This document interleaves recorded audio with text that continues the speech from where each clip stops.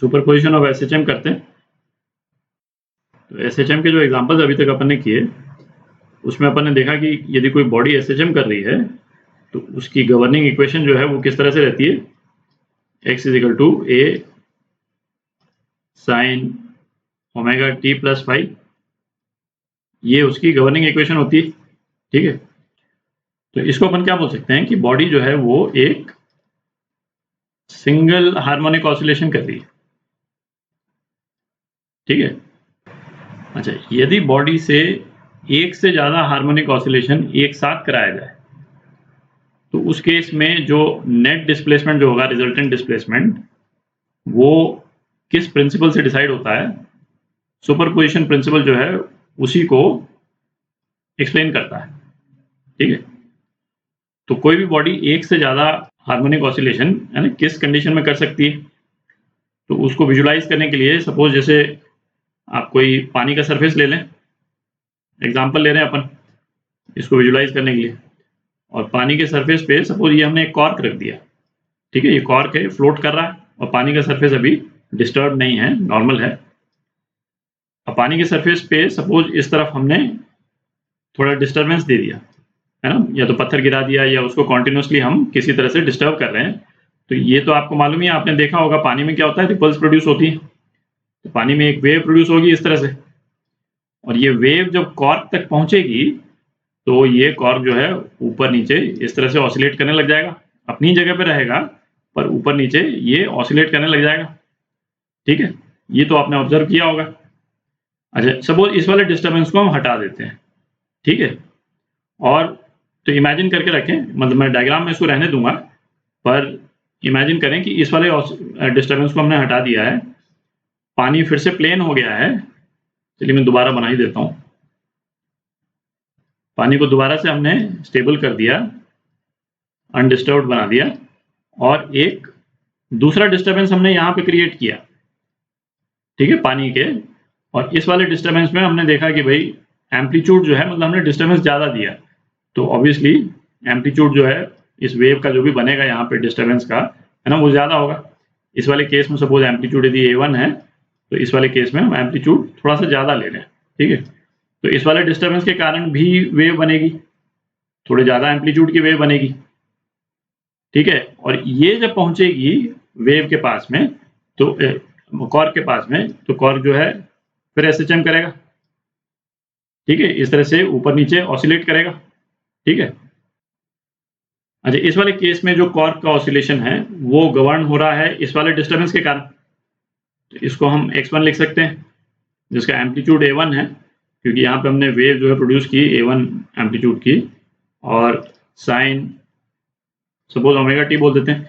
ये omega T रहेगा या कितना फेज के साथ में रहेगा, ये डिपेंड करेगा ऑब्वियसली कि वेव जब कॉर्क के पास पहुंच रही है उस टाइम पे उसकी पोजीशन क्या थी, इनिशियल पोजीशन। ठीक है, वेव उस पोजीशन पे पहुंच रही है जहां पे वेव का एम्पलीट्यूड 0 था, तब कुछ एक पर्टिकुलर मतलब इसका फेज आएगा। ठीक है, और किसी दूसरे पॉइंट पे पहुंच रही है, कोई दूसरा फेज आएगा। ठीक है, अच्छा, इसी तरह से इस वाले डिस्टर्बेंस के कारण हम कॉर्क के ऑसिलेशन की इक्वेशन हम लिख सकते हैं A2 sign omega t plus five. ठीक है, और फाइव इसलिए क्योंकि कोई जरूरी तो है नहीं कि ये वाली वेव भी उसी पोजीशन पे पहुंचेगी कॉर्क के पास में जैसे ये वाली वेव पहुंची थी। तो ये वाली वेव सपोज एम्पलीट्यूड 0 पे पहुंची थी कॉर्क के पास में, और ये वाली वेव सपोज मैक्सिमम एम्पलीट्यूड पे पहुंची कॉर्क के पास में, तो फेज में एक डिफरेंस आ जाएगा। ठीक है, कॉर्क के ऑसिलेशन में डिफरेंस आ जाएगा। तो ये तो तब हुआ जब पहले वाले केस में सेकंड डिस्टर्बेंस है ही नहीं, और सेकंड वाले केस में फर्स्ट डिस्टर्बेंस है ही नहीं। ठीक है, अब यदि हम ऐसा करें कि फर्स्ट डिस्टर्बेंस को रहते हुए पानी को हम ये दूसरा डिस्टर्बेंस भी साइमल्टेनियसली दे दें, ठीक है, तब क्या होगा कि ये वेव प्रोड्यूस होगी और इसके कारण वेव भी ये पहुंचेगी, कॉर्क पे पहुंचेगी। दिख रहा है? तो अब कॉर्क के ऊपर दो इन्फ्लुएंस हो गए, इस वाले वेव के कारण और इस वाले वेव के कारण, दो वेव्स के कारण इन्फ्लुएंस हो गए। तो सेकेंड वाली वेव के कारण जो कॉर्क का डिस्प्लेसमेंट होता वो किस तरह से गवर्न होता है वो अभी अपन ने लिखा, sign omega t plus five. ठीक है। तो अब क्या इस कॉर्क पे जब दोनों डिस्टर्बेंस एक्ट कर रही हैं तो इसका जो नेट डिस्प्लेसमेंट है ना, वो क्या होगा, वो प्रिंसिपल ऑफ सुपरपोजिशन डिफाइन करता है।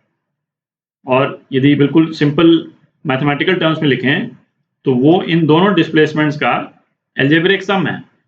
ठीक है। तो ये जो नेट डिस्प्लेसमेंट जो है x जिसको अपन लिख रहे हैं वो x1 प्लस x2 के बराबर होगा। ठीक है। मतलब इसमें कोई स्क्वायर टर्म नहीं है, इसमें कोई दूसरी टर्म नहीं है, सिंपल एडिशन है इन दोनों का। ये जो इक्वेशन जो मैंने लिखी यही प्रिंसिपल ऑफ सुपरपोजिशन है और उसको लॉन्ग फॉर्म में इस तरह से डिफाइन करते हैं, उसको भी मैं लिख देता हूं। तो ये प्रिंसिपल ऑफ सुपरपोजिशन है, ये क्या बोलता है, द रिजल्टेंट ऑफ टू और मोर, दो या दो से ज्यादा, है ना। यहाँ पे तो दो वेव लिए अपन ने, अपन चार वेव और भी ले सकते थे। टू और more harmonic displacements of a body is equal to the vector sum. Vector sum का क्या सिग्निफिकेंस है ना, अभी डिस्कस करेंगे अपन, ऑफ इंडिविजुअल डिस्प्लेसमेंट्स। ठीक है।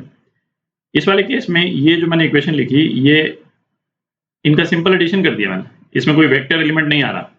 क्यों वेक्टर एलिमेंट नहीं आ रहा है, क्योंकि दोनों वेव्स के कारण जो इस कॉर्क का डिस्प्लेसमेंट है वो एक ही डायरेक्शन में हो रहा है। ठीक है, वेव के मूवमेंट के परपेंडिकुलर डायरेक्शन में हो रहा है। ऐसा नहीं हो रहा है कि पहली वेव के कारण तो डिस्प्लेसमेंट ये ब्लू वाले डायरेक्शन में हो और दूसरी वाली वेव के कारण कॉर्क का मूवमेंट इस डायरेक्शन में। ठीक है, यदि ऐसा केस हो जाएगा तब हमको वेक्टर सम करना पड़ेगा, हम उसके एग्जांपल्स करेंगे, उससे बिल्कुल क्लियर हो जाएगा। पर इसका सिग्निफिकेंस यही है यहाँ पे वेक्टर सम वर्ड यूज करने का। ठीक है, जैसे एक और एग्जांपल हम ले सकते हैं। आप जैसे मतलब नॉर्मल एवरीडे लाइफ में, क्योंकि इस तरह के एग्जांपल्स अपन देख लेते हैं तो विजुलाइज करना इजी रहता है, जो सुपरपोजिशन कहाँ पे एक्ट कर रहा है। जैसे हम साउंड वेव्स को सुनते हैं, यहाँ पे यदि मैं सपोज एक ह्यूमन ईयर बना देते हैं, ठीक, और ये आपका ईयर ड्रम है, तो ईयर ड्रम के थ्रू हमको सुनाई कैसे देता है कि इस पे कोई भी साउंड पड़ता है तो ये ईयर ड्रम वाइब्रेट करता है, इस तरह से वाइब्रेट करता है। अच्छा, आप तो किसी भी एक पर्टिकुलर पॉइंट ऑफ टाइम पे एक से ज्यादा साउंड तो सुनते ही, ठीक है ना। यहाँ पे सपोज आप अपने फ्रेंड से बात कर रहे हैं और यहाँ से साउंड वेव्स आ रही, ठीक है, जो आपके कान पे पड़ रही, ठीक। और सपोज यहाँ पे कोई लाउड स्पीकर है और लाउड स्पीकर के थ्रू जो है वो आप कोई भी साउंड है, गाना है, कुछ भी आप सुन रहे हैं तो उसका साउंड भी आपके ईयर ड्रम पे पड़ रहा है। ठीक है, तो जो ईयर ड्रम का जो नेट रिजल्टेंट जो डिस्प्लेसमेंट होगा किसी भी एक पर्टिकुलर पॉइंट ऑफ टाइम पे, और साउंड में डिस्प्लेसमेंट क्या होता है, ये जब अपन वेव्स करेंगे, है ना, वहां पे अपन पढ़ेंगे डिटेल में। बेसिकली जो मॉलिक्यूल्स की मीन पोजीशन होती है एयर में, उसका डिस्प्लेसमेंट होता है ना, मॉलिक्यूल्स का डिस्प्लेसमेंट होता है अपने मीन पोजीशन से, है ना, उसी से साउंड क्रिएट होता है। तो ये मॉलिक्यूल्स बेसिकली टकराएंगे आपके ईयर ड्रम से, तो जो नेट ईयर ड्रम का जो वाइब्रेशन का डिस्प्लेसमेंट होगा वो किस इक्वेशन से डिसाइड होगा, वो इस वाली इक्वेशन से डिसाइड होगा। ठीक है, तो ये है प्रिंसिपल ऑफ सुपरपोजिशन। तो अब ऐसा करते हैं कि इस वाले एग्जांपल को लेकर के, ये दो इक्वेशंस आ गई अपने पास में, एक ही बॉडी पे ये दोनों हार्मोनिक ऑसिलेशंस एक साथ अप्लाई करते हैं और देखते हैं कि रिजल्टेंट एम्पलीट्यूड और फेज जो है वो क्या बनता है ना।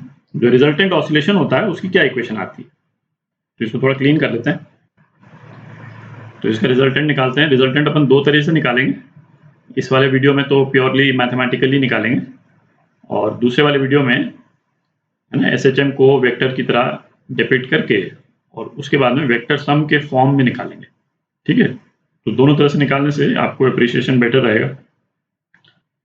तो करते हैं इसको। तो ये कितना हो जाएगा, A2 sin omega t cos phi plus cos omega t sin phi। ठीक है, अच्छा, x1 और x2 को यदि ऐड कर देंगे तो क्या आ जाएगा अपने पास में, A1 plus A2 cos phi into sine omega t plus A2 sin phi cos omega T. ठीक है, अच्छा ट्रिग्नोमेट्री के जो इस तरह के एक्सप्रेशंस होते हैं उसको हम किस तरह से सिंप्लीफाई करते हैं, इस वाली टर्म को हम p मान लें, ठीक है, और इस वाली टर्म को हम q मान लें, और फिर इस वाले ऊपर वाले एक्सप्रेशन को ऊपर नीचे √p² प्लस q² से हम मल्टीप्लाई डिवाइड कर देते हैं। ठीक है, और उसका कारण क्या है अभी क्लियर हो जाएगा।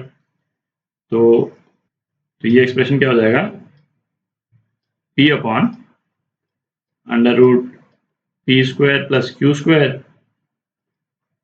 sin omega t plus q upon √p² plus q² cos omega T, और इसको हमने किससे मल्टीप्लाई किया,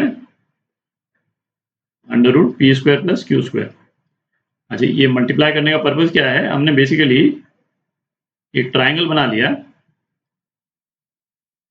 इस तरह से, ठीक है, जिसमें ये p है, ये q है, और इसको थीटा मान लिया। ठीक है, तो इस ट्राइंगल में हाइपोटेन्यूज कितना हो गया, p² प्लस q²। तो ये जो पहले वाली टर्म है ये इस ट्राइंगल का cos थीटा है, दिख रहा है। तो इस एक्सप्रेशन को अपन क्या लिख सकते हैं, cos theta sin omega t plus ये एक्सप्रेशन sin थीटा हो जाएगा, sin theta cos omega T, ठीक है, इंटू √p² प्लस q²। ये क्या आ गया, √p² plus q² sin omega t plus theta. ठीक है, ये x का एक्सप्रेशन आ गया आपका, ये नेट रिजल्टेंट है। थोड़ी जगह बना लेते हैं। तो जो रिजल्टेंट डिस्प्लेसमेंट आया सुपरपोजिशन के कारण, उसका रिजल्टेंट एम्पलीट्यूड तो ये है, और फेज जो है वो ये हो गया। ठीक है, तो रिजल्टेंट एम्पलीट्यूड AR यदि हम लिख दें तो AR कितना हो जाएगा, √A1² प्लस A2², ये वैल्यू डाल दें P और Q की, A2² plus twice A1 A2 cos phi. ठीक है, एक ही वो sin² फाई और cos² फाई वाली जो टर्म है वो ऐड होकर के 1 बन जाएगी, तो ये रह जाएगा अपने पास में। और tan फाई जो है वो कितना हो गया, है ना, tan फाई के एक्सप्रेशन से आप फाई निकाल सकते हैं, वो हो जाएगा Q upon P, Q upon P।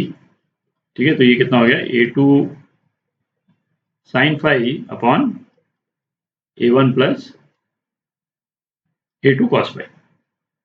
ठीक है, तो इस तरह से यदि दो हार्मोनिक ऑसिलेशंस कोई बॉडी कर रही है साइमल्टेनियसली, तो रिजल्टेंट जो है वो हम इस तरह से कैलकुलेट करते हैं।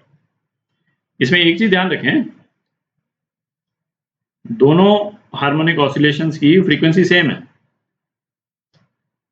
ठीक है, जब दोनों हार्मोनिक ऑसिलेशंस की, और ये मस्ट है, दोनों हार्मोनिक ऑसिलेशंस की फ्रीक्वेंसी यदि सेम नहीं होगी तो ये SHM नहीं करेगा।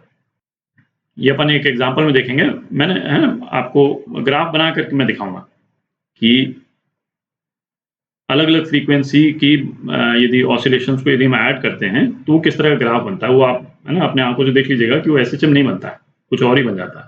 ठीक है, तो इन सभी केसेस में फ्रीक्वेंसी का सेम होना मस्ट है। ठीक है, जो रिजल्टेंट डिस्प्लेसमेंट के SHM होने के लिए, है ना, frequencies have to be same for